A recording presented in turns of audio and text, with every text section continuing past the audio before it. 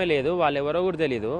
మేము నియర్లీ ఇక్కడ 40 years plus నుంచి ఉంటున్నాము రహమత్ నగర్‌లో. సో, వాళ్ళు బ్యాక్ పాస్ట్ 1 ఇయర్ అయిందొచ్చి. ల్యాండ్ తీసుకున్నారు. ఇప్పుడు వాళ్ళ హౌస్ కన్‌స్ట్రక్షన్‌లో ఉంది. ఇప్పటి వరకు వాళ్ళు చూసింది లేదు, ఏం లేదు. ఆ గొడవైనప్పటి నుంచే వాళ్ళ పేర్లు గానీ, వాళ్ళ వైఫ్ పేరు గూడా తెలీదు మాకు. ఇప్పుడు వాళ్ళ హస్బెండ్ పేరే తెలుసు, ధనుంజయ్ అని.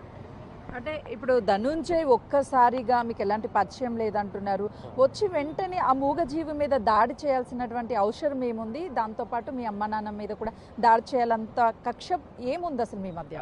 ఈ మంత్ 8 పాస్ట్ ఒక 10 డేస్ బ్యాక్ ఏమైందంటే డాడీ ఓటేయడానికి వెళ్తున్నాడు యాక్చువల్లీ.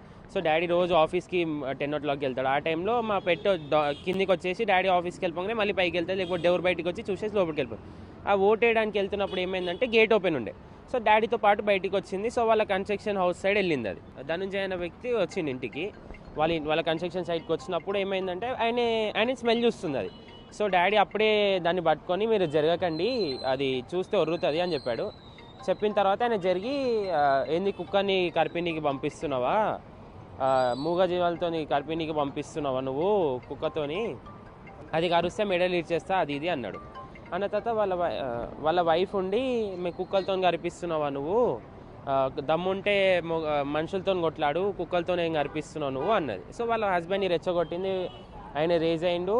సో, అప్పటికి మా డాడీ రేజ్ అయిండు. ఇద్దరు మాట పెరిగింది. నేను మా అన్న కిందికి వచ్చి ఆపినాము. అప్పటికి కూడా వాళ్ళ